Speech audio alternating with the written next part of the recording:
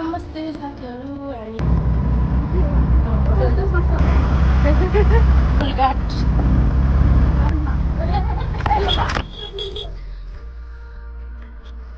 कस्तो मिठो छ जस्तो छ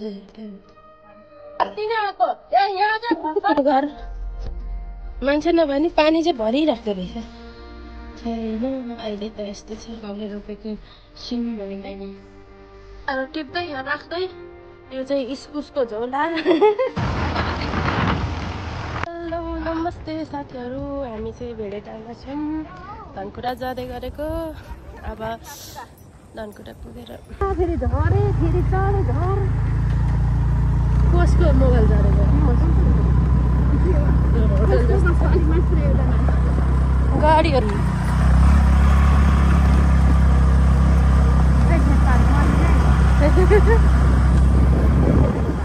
बाटो यो त राम्रो छ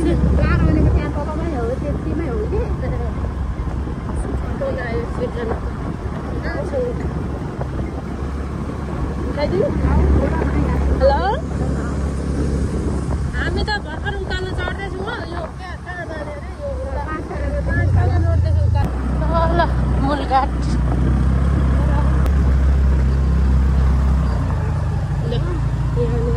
पानी काटेको कान्छाको आएछ पछाडि पछाडि आउँदै रहेछ गाउँ भएन भाउजू मेरो चाहिँ यहाँ अलिकति पिल्सेछ पिल्सेको नि होइन छाला मात्र जोगेङको टमाटर घारीमा पुगेको हामी धनकुटाको जोगेङ यस्तो रमाइलो छ हराभरा हरियाली टमाटर फलिरहेछ फल त देखेको के खालको गरी छेस्तै हो नि सेभ गर्दै नि त बिचरा काली हुन्छु भनेर सेभ गरेको ल अब काडो कस्तो मिठो छ जस्तो छ हेर्दै अनि त्यो पुलिसहरुकोमा नम्बर हुन्छ नि त नि यहाँ लेखेको अनि त्यो हेरेर थाहा भइहाल्छ नि अनि त्यसले किन खुवाउनु पर्ने त अनि चुपलाहरूको आएर यहाँ हेर्नु नि बरु बुझ्नु हेरेर बुझेर यो राम्रो हो नि कुन आङ धाबिरा सन्तोषीको हो त आन्दामा आँखा चिम गरेर आएको कुना धाबिरा के भन्नुभएको कुना धाबिरा भने म त आन्दा देख्ने त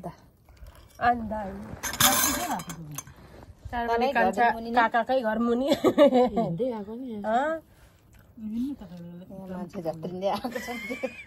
काकाको घर पुग्ने बेलामा पल्टी झारेको नि गाडी त मान्छे कत्रो हुनु जता नि दुईजना चिल्डेको भएको नि अनि म त अस्ति नै आएको यहाँ चाहिँ भर्खर आएको चलै छ होला नि पहिला त यस्तो थिएन त है हाम्रो यो चाहिँ किचन पुरानो घर हाम्रो पुरानो घर पहिले बसी हिँडेको अहिले चाहिँ छैन है मान्छे नभए नि पानी चाहिँ भरिराख्दो रहेछ अनि छैन अहिले त यस्तो छ हाम्रो बाउले रोपेको सिमी भनेको होइन सिमी नै फलेर छ यो चाहिँ हाम्रो घर कोही बस्दैन तर अहिले त यहाँ त खुब टमाटरहरू टिप्दै यहाँ राख्दै जोख्दै बेच्ने ठाउँ भयो होला है यस्तो छ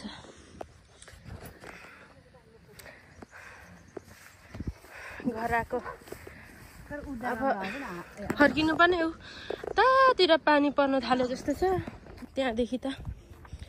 अब हामी चाहिँ धरान फर्किँदै गरेको गाउँ आएर यो चाहिँ इस्कुसको झोला हामी चाहिँ धरान रिटर्न हुँदैछौँ होइन अब